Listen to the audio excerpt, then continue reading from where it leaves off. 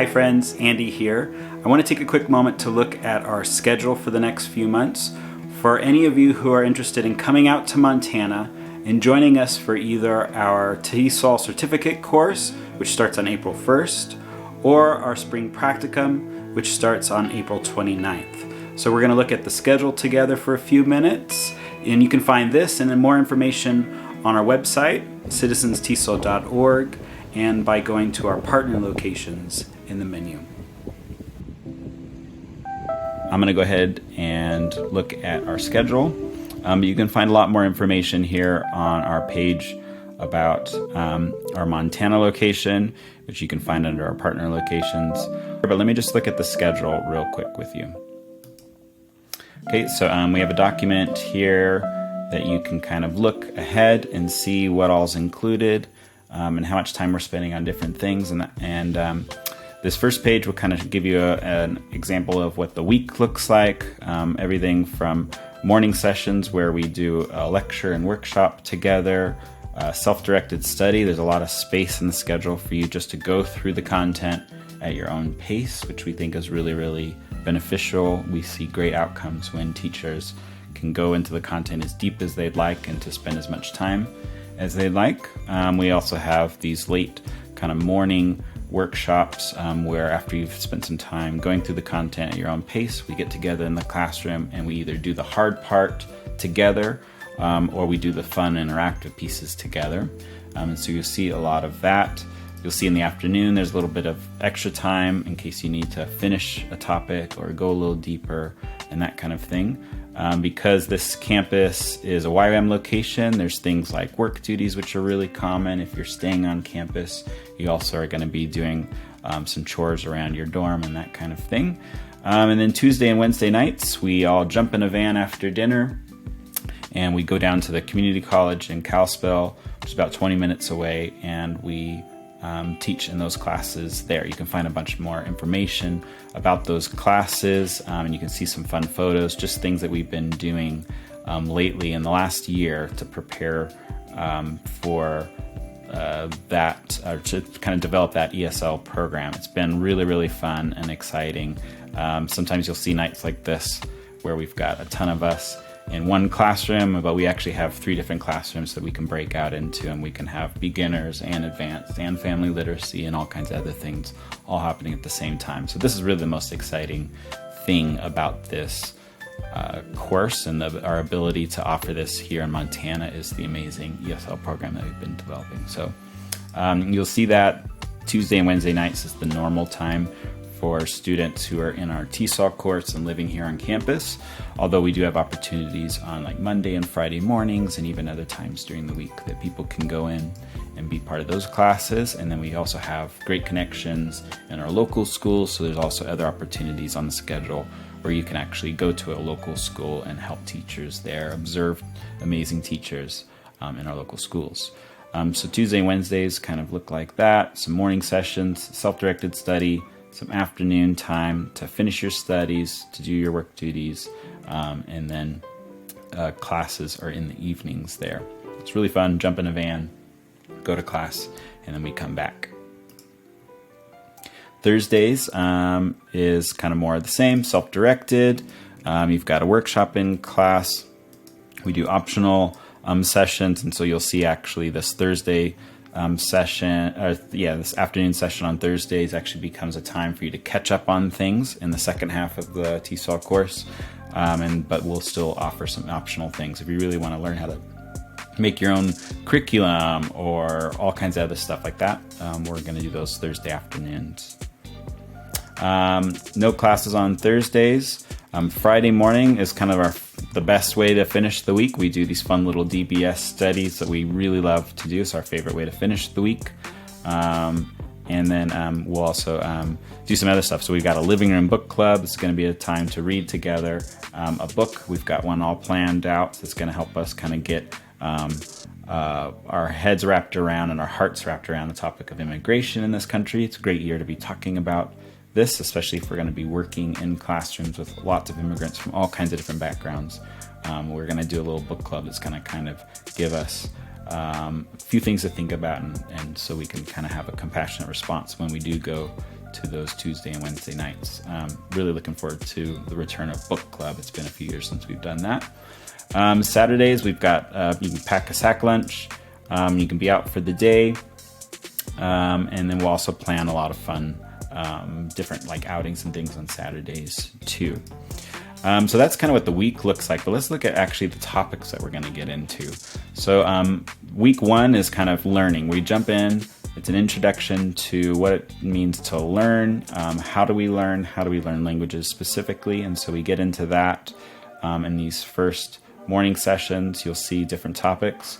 Because it's the first week, we'll also include some special things in the afternoons. So there's orientation times on Monday and Tuesday afternoons typically, and then Wednesdays and Thursday afternoons. We're going to start actually kind of putting in some other key foundational topics into those afternoons as we're all kind of showing up and getting started.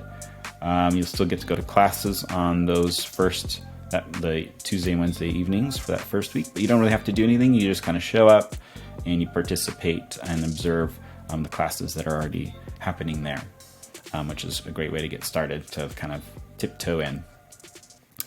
So that's the first week. It's all about learning. Probably the most, funnest topic for me in this is probably second language acquisition. This is where we actually get into some of the theory about learning, but we do it in a really fun, interactive way, and it's awesome. Okay, let's move on. We also have a Welcome to Montana night. It's a big party to kind of welcome you to our campus here in Montana.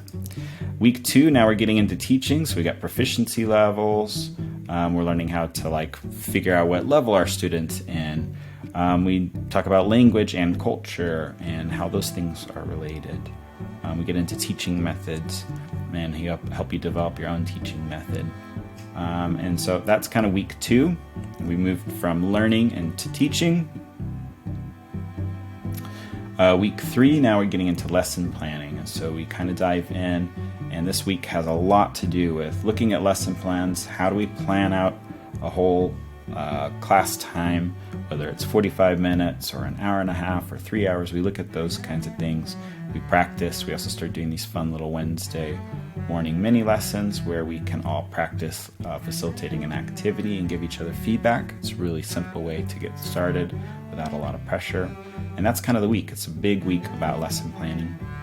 And then week 4, now we're getting into classroom management. So we look at what does it take to kind of build routines to help you create a space where your students will be quiet when you want them to be quiet and be interactive when you want them to be interactive.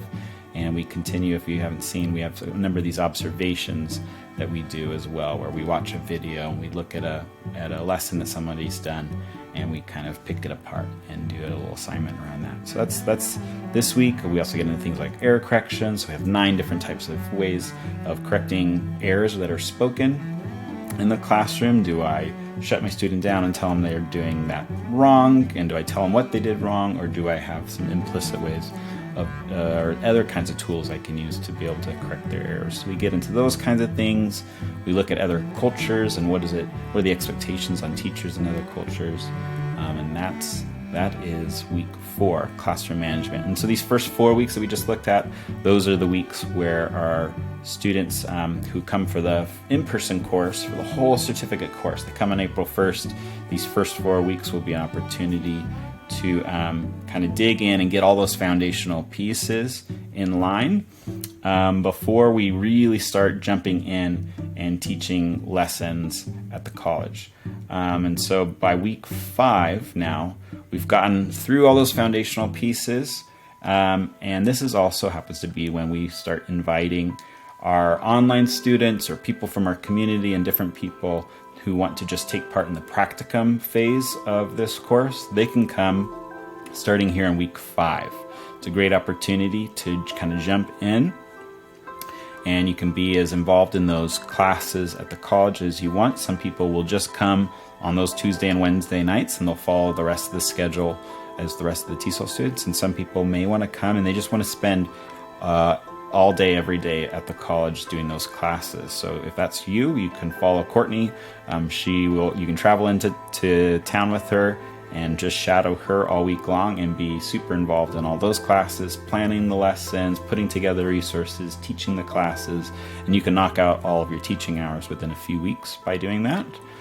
That, or you can kind of take a more relaxed and slower pace schedule, and you can follow this same schedule that the rest of the TESOL began 4 weeks earlier. So that means interactive stuff in the mornings and then classes on those 2 nights. So this, when we talk about the spring practicum, this is a very open-ended, flexible thing that we're offering. And when you come, or even before you come, we'll sit down and we'll figure out what is it, what are your goals, what can we do to support you, and we'll kind of help you figure out what's the schedule. Are you doing all the things on this schedule, or are you shadowing Courtney the whole time at the college, or something else? Week 5, as you'll see, we're starting 3 back-to-back weeks that really dive into the macro skills. So everything from speaking and listening to reading and writing, but also into other things such as grammar and pronunciation, or how to use things like role plays or poetry or speeches and all kinds of things like that to be able to practice our language skills. And so we start off really with speaking, using role plays and that kind of stuff, pronunciation this week. And we do some fun little workshops here on Wednesday morning to kind of practice some role plays. It's a really great day in a TESOL course. The next week, week 6, we finish off some of those main macro skills, so listening and reading and writing.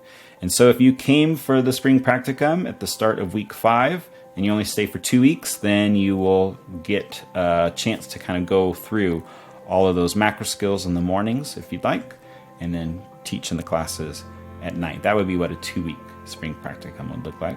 Let's look at if you added 3 and 4 weeks to that practicum.